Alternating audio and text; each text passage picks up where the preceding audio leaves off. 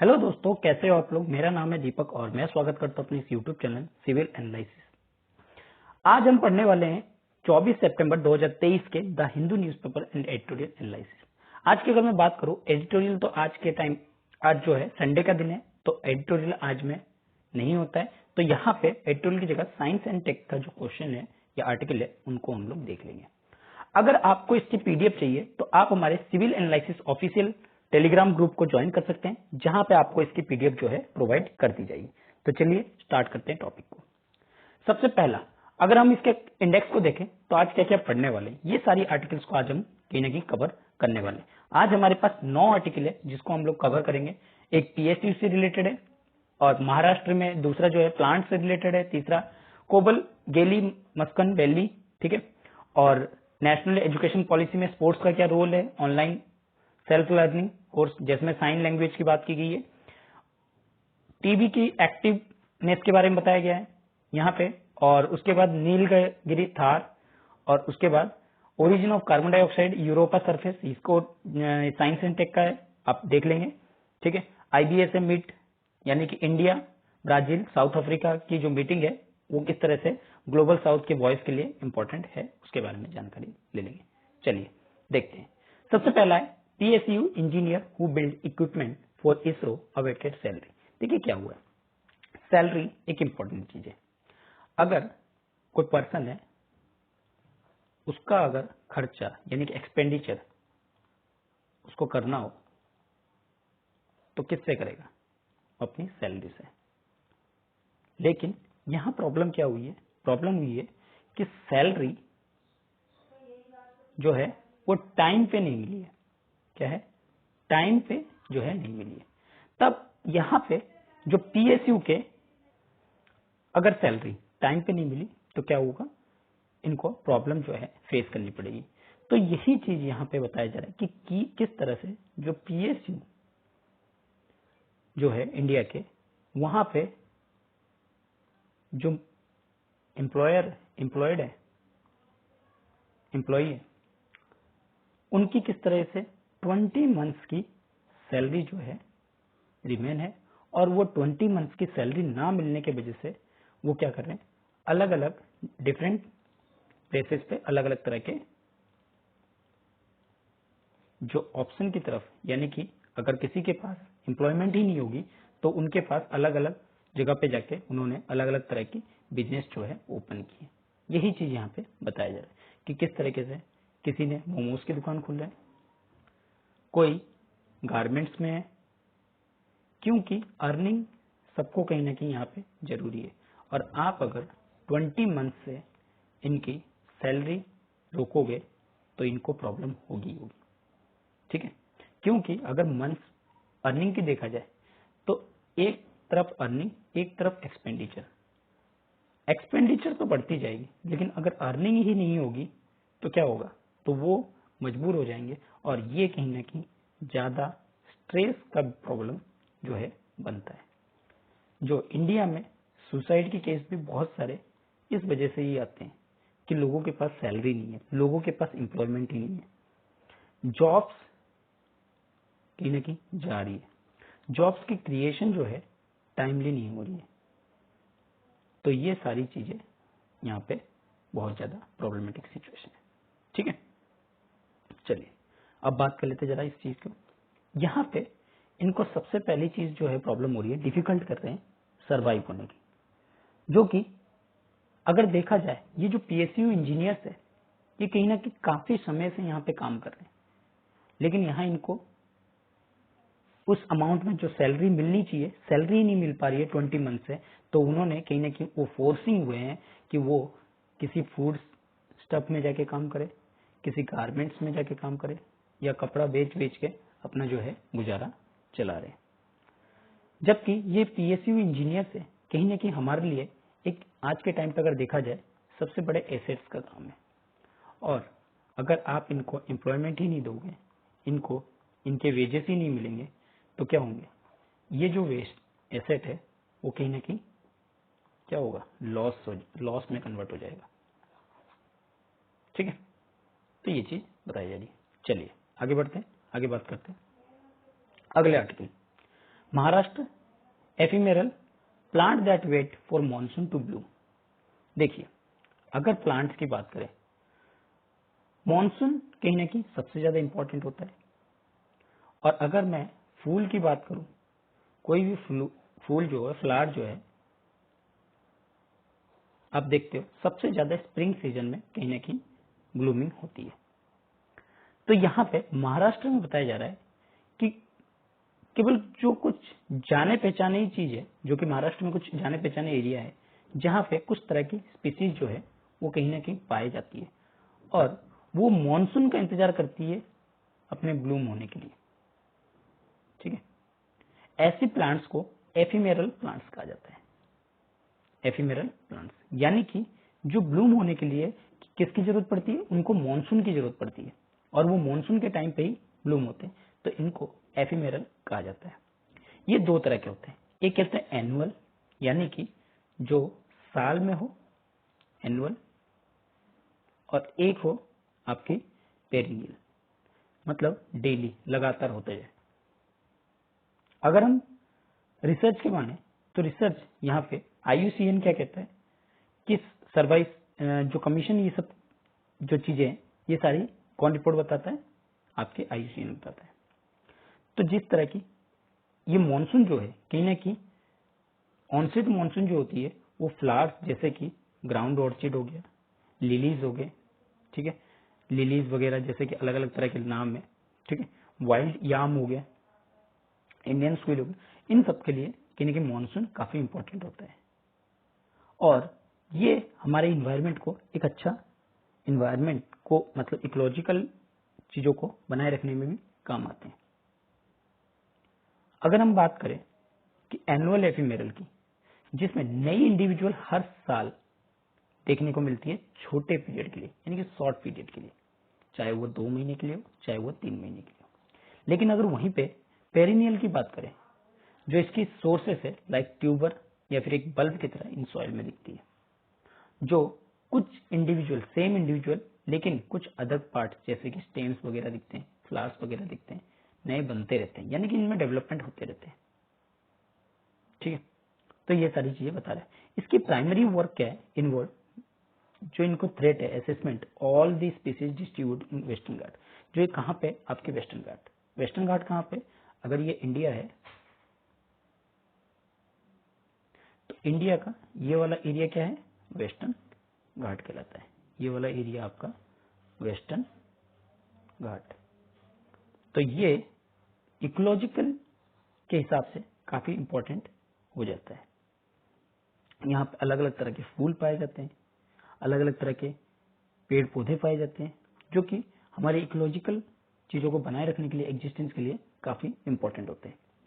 Environment और educational organisation कहीं ना कहीं यहाँ पे बहुत सालों से काम भी कर रही है, ठीक है, और यहाँ पे अलग अलग चीजों के बारे में पता लगाने का भी काम कर रही है। ये हमारे नेचर के लिए काफी इंपॉर्टेंट होता है। क्यों? क्योंकि अगर हम बात करें एक जानकारी की, तो जानकारी के हिसाब से, नॉलेज के हिसाब से भी काफी इंपॉर्टेंट होता है। क्योंकि आज के टाइम पे अगर हम फ्लावर की बात करें तो बहुत सारी चीजों में यूज किए जाते हैं, जैसे डेकोरेशन, दूसरी चीज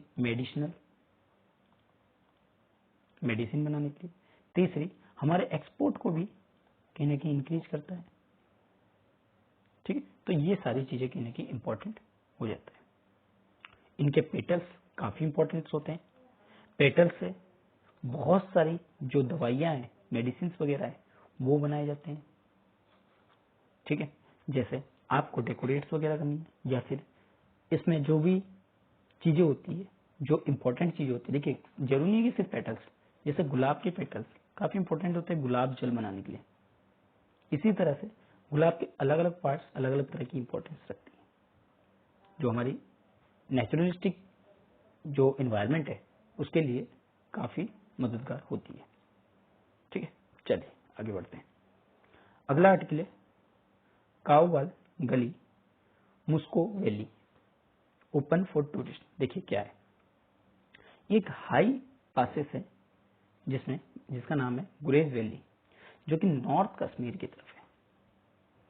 जो पहले जहां पे सिविलियन को पहले बाउंड था, क्योंकि यहाँ पे अक्सर पाकिस्तान के द्वारा क्या किया जाता है, गोलाबारी की जाती थी।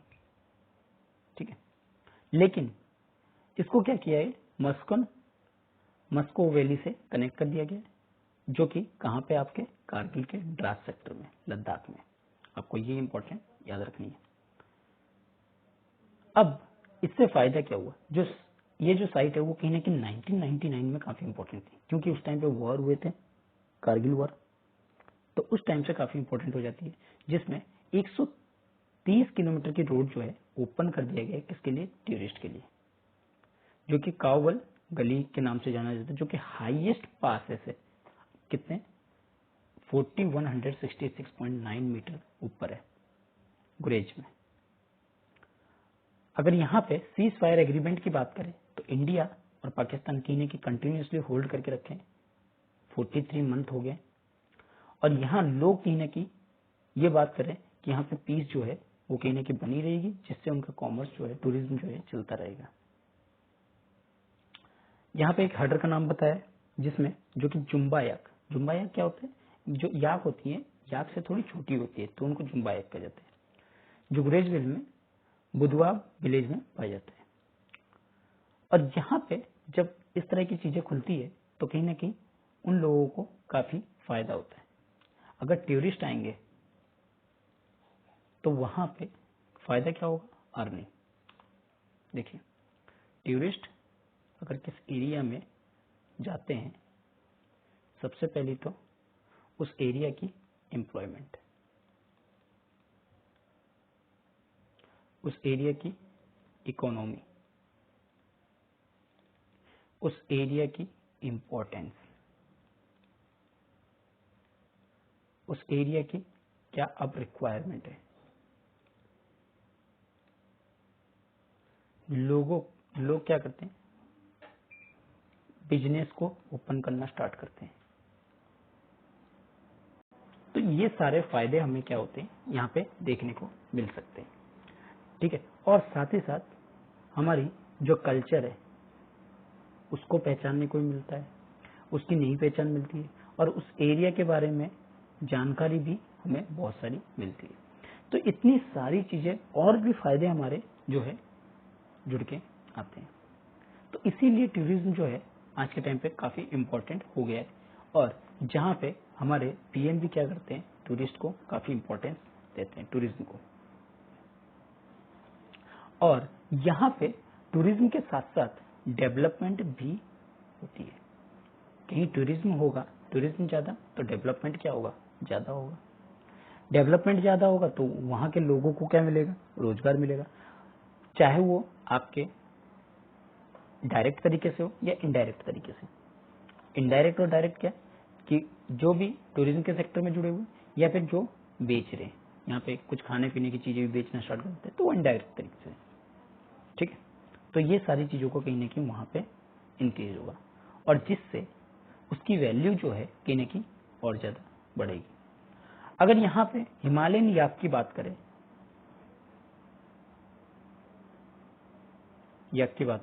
ये कहीं ना कहीं एंडेंजर्ड है,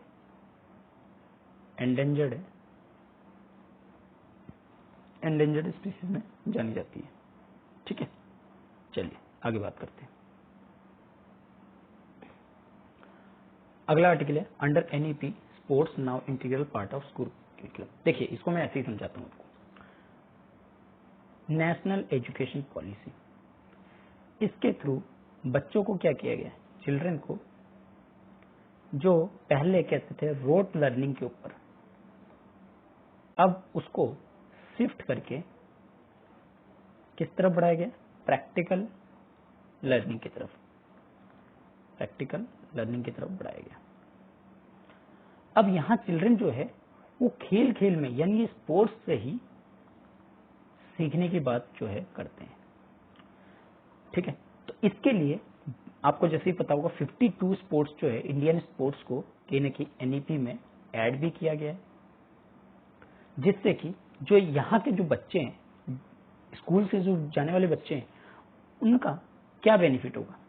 देखिए, सबसे पहले अगर बच्चा जन्म होता है, वो क्या करता है, वो खिलौने से खेलना स्टार्ट करता है, यानी कि उसकी रुचि किसमें होती है, कुछ नई चीजें होती है, कुछ अमेजिंग करने की होती है, कुछ मोटिवेशनल चीजें करनी होती है, तो वो स्पोर्ट्स क्या कर सकता है, उससे बांधे रह सकता है। और ये स्पोर्ट्स काफी इंपॉर्टेंट भी हो जाता है।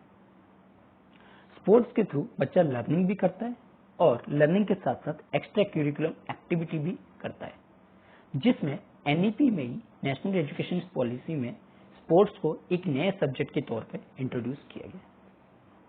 जो भी अलग अलग तरह की स्पोर्ट्स है, इंडोर से लेकर आउटडोर गेम तक हमने 52 स्पोर्ट्स में इंक्लूड किया है, जो कि बच्चों को स्कूलिंग के दौरान लर्निंग किया जाएगा। स्पोर्ट्स में रुचि रखने वाले, देखिए कुछ विद्यार्थियों का जो सवाल होता है, कुछ जो स्टूडेंट्स होते हैं, वो क्या हर स्टूडेंट, अगर मान लीजिए किसी स्कूल में 50 स्टूडेंट्स हैं, क्या हर एक स्टूडेंट्स का रुचि जो है पढ़ाई में होता है? नहीं होता है।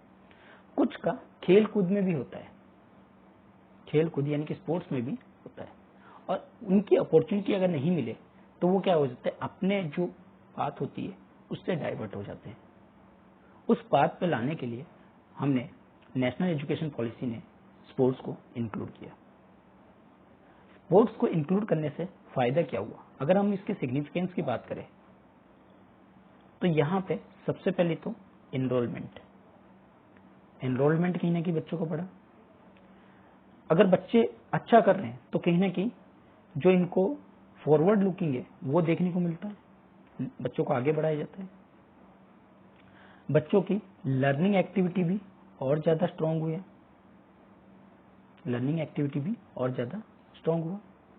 बच्चों को नई नई चीजें, स्किल्स वगैरह भी यहाँ पे मिला। ठीक है, बच्चे और ज्यादा जो फ्रेंड सर्कल में बात करना, ये सब चीजें भी क्या हो गए, इंक्रीज हुआ, जो उनके रिलेशंस को और ज्यादा स्ट्रांग करते चला गया, तो ये सब बेनिफिट कहीं ना कहीं हमें देखने को मिलती है। ठीक है, चलिए, तो इसके लिए यहाँ पे बताया जा रहा है, जो हमारे पीएम है उन्होंने स्पोर्ट्स को सैटरडे को लॉन्च किया, जिसमें कि कहाँ पे आपके एजुकेशन पॉलिसी के अंदर, जो कि अलग सेम सब्जेक्ट के अंदर जो दूसरे अदर सब्जेक्ट है उसी कैटेगरी में इसको रखा गया है। इसके लिए उन्होंने वाराणसी में क्रिकेट स्टेडियम के, इंटरनेशनल क्रिकेट स्टेडियम इन वाराणसी में जो है फाउंडेशन स्टोन रखा। ठीक है, तो ये सारी चीजें बता रहे हैं, और इससे फायदा कहीं ना कहीं मेल या हर एक स्टूडेंट्स को होगा, चाहे वो बॉय हो चाहे वो गर्ल हो, दोनों के लिए इंपॉर्टेंट हो जाता है। ठीक है, चलिए आगे बात करते हैं। अगला आर्टिकल है online self learning course in Indian sign language started. देखिए, कुछ टीचिंग लर्निंग मटेरियल आज के टाइम पे अगर देखा जाए इंपॉर्टेंट है। क्यों? आप बच्चों को किस तरीके से सिखा रहे हो, लर्निंग किस हिसाब से करा रहे हो, वो जरूरी है। एक बच्चा जो बोल नहीं पा रहा है, एक बच्चा जो सुन नहीं पा रहा है, एक बच्चा जो चल नहीं पा रहा है, उसको आप कैसे लर्निंग दे रहे हो आज के टाइम पे, वो इम्पोर्टेंट है। अगर उसको लर्निंग ठीक तरीके से मिले, राइट वे में मिले, तो वो हमारे लिए क्या होगा, एक एसेट का काम करेगा, और नहीं करेगा तो वो एक बर्डन का काम करेगा। और ये आज के टाइम पे सब इस चीज को जानते हैं कि हमें क्या बनाना है, एसेट बनाना है या बर्डन बनाना है। उसके लिए आपको कहीं ना कहीं एजुकेशन सेक्टर पे काम करना पड़ेगा, एजुकेशन सेक्टर को और ज्यादा स्ट्रॉन्ग करना पड़ेगा, और ज्यादा मोटिवेट करना पड़ेगा, जिससे कि आप क्या कर सको, इसमें चेंजेस जो है लाना पड़ेगा, जिसके लिए हमारे नेशनल एजुकेशन पॉलिसी 2020 को भी इंट्रोड्यूस किया गया था, जो काफी यानी कि 30 साल के बाद, लगभग 30 साल के बाद, 23 साल से भी ऊपर जो है उसको चेंज किया गया। आज हम रोट लर्निंग से निकल के आज हम प्रैक्टिकली स्किल नॉलेज की तरफ बढ़ रहे हैं। तो इसमें अगर हम इन चीजों में बढ़ रहे हैं तो कहीं ना कहीं हमारी टीचिंग लर्निंग मटेरियल जिससे हम सिखाते हैं, जैसे पहले ब्लैक बोर्ड चलता था, आज डिजिटल बोर्ड की तरफ हम ट्रांसफॉर्म हो रहे हैं। पहले इंडोर गेम्स ही घरों के अंदर ही सीमित थी, लेकिन आज उसको इंटरनेशनल रिकॉग्निशन दे रहे हैं, इंटरनेशनल रिकॉग्निशन दे रहे हैं। पहले लर्निंग सिर्फ स्टूडेंट और टीचर्स में ही सीमित रह जाती थी, स्टूडेंट्स और टीचर में ही सीमित रह जाती थी, लेकिन आज हर एक तबके को हम लोग कहीं ना कहीं एजुकेशन दे रहे हैं, हर एक तबके को कहीं ना कहीं स्किल्स कर रहे हैं, स्किल को इनहेंस कर रहे हैं। तो ये सारी क्या चीज है, यह हम लोग कहीं ना कहीं टीचिंग लर्निंग मटेरियल को बना रहे हैं। लेकिन वहीं अगर बात की जाए, कुछ हमारे बीच में पर्सन है जैसे कि डिसेबल पर्सन, तो उनके लिए हमने क्या किया, क्योंकि ये सबसे ज्यादा वल्नरेबल सेक्शन है और इनके लिए हम जो कर रहे हैं वो कहीं ना कहीं यहाँ पे काफी इंपॉर्टेंट हो जाता है कि टीचिंग लर्निंग मटेरियल आप इनके लिए कैसा चूज कर रहे हो। तो यहाँ पे यही बात जो है की गई है कि एक ऑनलाइन सेल्फ लर्निंग कोर्स जो है इंडियन साइन लैंग्वेज और एक डिक्शनरी जिसमें कि 10,000 Indian self learning Indian sign language terms जो है कि लॉन्च की गई है। कब? International day of sign language जो कि सैटरडे में था। International day of sign language उस दिन क्या किया है, इसको लॉन्च किया गया। अगर बात की जाए 260 साइन फाइनेंशियल टर्म के जो है लॉन्च किए गए। ये कहीं ना कहीं कौन किया है? Social justice and empowerment ministry ने इस तरह की कदम लिया है। इसका जो मेन उद्देश्य है, प्राइमरी ऑब्जेक्ट, वो क्या है? कोर्स जो है फैसिलिटेट करेगी बेसिक कम्युनिकेशन स्किल्स को, जो कि इंडियन साइन लैंग्वेज में होगी और जिसमें जो कि पेरेंट्स, जो डीफ चिल्ड्रन है या सिबलिंग्स है, एजुकेटर है या कोई भी जो इंटरेस्ट ले रहा है इस तरह की नॉलेज को गेन करने में, उसको हेल्प मिलेगा। इस कोर्स में 10 मॉड्यूल है और 30 एसेंशियल टॉपिक है जो उनकी लर्निंग को काफी अच्छी तरीके से बेसिक लेवल पे अंडरस्टैंड करने में हेल्प करेगी। ठीक है, तो काफी अच्छा चीजें जो है यहाँ पे लॉन्च किया गया है। चलिए आगे बात करते हैं। India quality of active TV cases finding सब ऑप्टिमल। क्या बताया जा रहा है? इंडिया ने अपनी टीवी प्रोग्राम, यानी कि टीवी का मतलब यहाँ पे जो आपकी ट्यूबरकुलोसिस है, उसको वाइप आउट करने के लिए 2017 में कैंपेन लॉन्च किया। ठीक है, प्रोग्राम जो है लॉन्च किया और उस प्रोग्राम को कहीं ना कहीं हम लोग आज भी लेके चल रहे हैं। अगर रिसेंटली बात की जाए, Chennai based national institute of epidemiologist ने पहली नेशनल लेवल की एनालिसिस किया और यहाँ पे मेजर किया क्वालिटी ऑफ ACF, यानी कि active case finding. Active case कितना है? तो यहाँ पे जो रिजल्ट है वो कहीं ना कहीं स्टडी की गई सितंबर 21 in general global health action के थ्रू इसको छापी गई। जो एक्टिव केस फाइंडिंग है, डाटा कहीं ना कहीं अवेलेबल करती है कितने डिस्ट्रिक्ट में? 657 में, जिसमें ऑफ द 3 ACF साइकिल जो है रिकमेंडेड है among high risk population each year. 642 district जिसमें 98% आ रहा है undertook one cycle. Most districts were not clear what constitution ACF cycle. अगर हम नेशनल लेवल की बात करें, 9.3% पॉपुलेशन कहीं ना कहीं स्क्रीन किए गए और 1% स्क्रीन जो है टेस्टेड है और 3.7% जो है टेस्टेड जो है वो डायग्नोसिस किए गए। तो ये सारी डाटा जो है हमारे बताए जा रहे हैं। अगर हम डिस्ट्रिक्ट की बात करें, एक डिस्ट्रिक्ट की बात करें जहां पे हाई रिस्क पॉपुलेशन है और फर्स्ट आइडेंटिफाइड और उसके बाद ACF को क्या किया जाए? कंडक्ट किया जाए उनके बीच में, ऐसा बताया जा रहा है। लेकिन अगर मैपिंग की बात करें केवल एरिया के हिसाब से, जहां ACF जो है कंडक्टिंग किया गया, नॉट इंटायर डिस्ट्रिक्ट, पूरे डिस्ट्रिक्ट में नहीं किया गया। ये सारी चीजों को भी बता रहे हैं। अगर ACF साइकिल की मैपिंग की बात करें, जो हाई रिस्क पॉपुलेशन है उनकी कहीं ना कहीं स्क्रीनिंग की यहाँ जरूरत है। ठीक है, उनको स्क्रीनिंग के साथ साथ उनके लिए किस तरीके की रिकमेंडेशन होनी चाहिए, किस तरीके के प्रिकॉशंस उनको लेनी चाहिए, कैसे हम लोग इन चीजों को कट आउट कर सकते हैं, इस सब की भी जानकारी होनी चाहिए। अगर क्वालिटी ACF को कहीं ना कहीं मेजर किया जाए, जिसमें 3 इंडिकेटर दिया गया है। ठीक है, screening at least 10% of the district population TV testing जिसमें एटलीस्ट 4.7% ऑफ स्क्रीनिंग किया जाए, और डायग्नोसिस एटलीस्ट 5% टीबी जो है अमंग दोज टेस्टेड। तो तीन चीज के हिसाब से हम लोग एक्टिव केस को कहीं ना कहीं कम कर सकते हैं, लेकिन अगर वो हमारी ठीक तरीके से हो तब जाके। ठीक है, चलिए आगे बात करते हैं। Tamil Nadu Kerala to join hands to count endangered Nilgiri tahr. देखिए, एक प्रोजेक्ट लॉन्च किया गया नीलगिरी तार की लास्ट ईयर में, ठीक है, जिसमें इनको कंजर्व करने की बात की गई, जो कि स्टेट एनिमल है तमिलनाडु का, now working on standardise protocol, जिसमें यह बताया जा रहा है कि इनकी संख्या को किस तरीके से जो है बचाया जा सके, इनकी संख्या को किस तरीके से इंक्रीज किया जा सके। इनका मेन एम क्या है, इनको सेफगार्ड प्रोवाइड करना।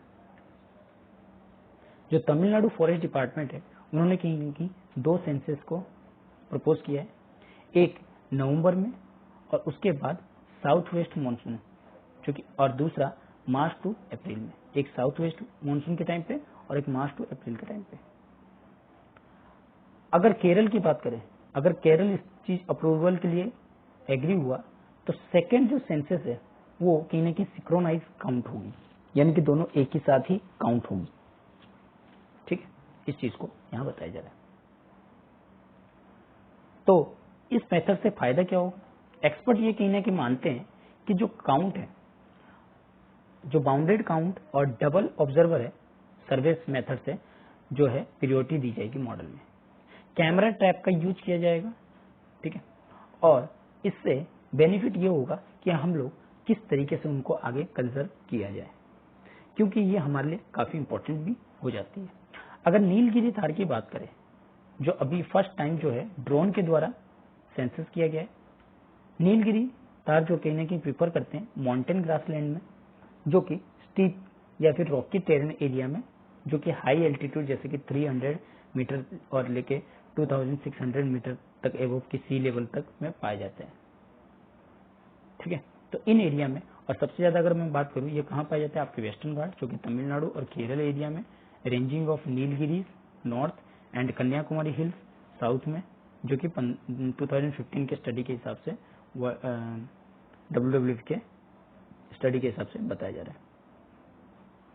नीलगिरी तार जो है सबसे ज्यादा थ्रेट कहीं ना कहीं इन्वेसिव स्पीसीज के थ्रू हो रहे, जैसे कि वाटल्स, पाइन्स, यूकेलिप्टस, ये सब जो थ्रेट है उनके लिए नुकसान है, क्योंकि इन पौधों को वो खाते हैं, तो उनसे उनको खतरा ज्यादा बन रही है। ठीक है, और साथ ही साथ जो ह्यूमन का पोचिंग वगैरह करना, ये सब भी कहीं ना कहीं यहाँ एक इम्पोर्टेंट रोल निभाती है इनके कम होने का। ठीक है, और स्पीसीज कैसा है? एंडेंजर्ड है, ध्यान रखना। चलिए आगे बात करते हैं। Origin of carbon dioxide on Europa surface found. देखिए यहाँ यूरोपा सरफेस क्या है, इसके बारे में बात की जाएगी।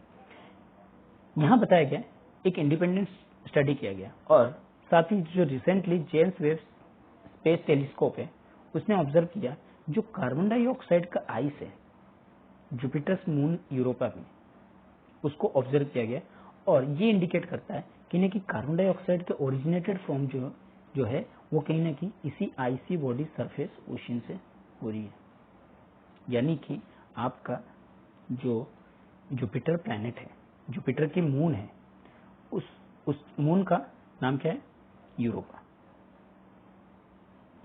और उसने जो ये मून है यूरोपा मून, इसमें इंडिकेट किया है कि यहां से कहीं ना कहीं कार्बन डाइऑक्साइड जो है ओरिजिनेट हो रही है, उसकी जो आईसी बॉडी सरफेस है, सब सरफेस ओशन है, वहां से जो कार्बन डाइऑक्साइड है वो कहीं ना कहीं निकल रही है। अगर हम फाइंडिंग की बात करें, दोनों रिसर्च ग्रुप कहीं ना कहीं प्रोवाइड करते हैं, जिसमें ये सही तरीके से तो नहीं पता लगता इनकी कंपोजिशन जो है इंटरनल ओशन, जो यूरोप के इंटरनल ओशन किस तरह से है।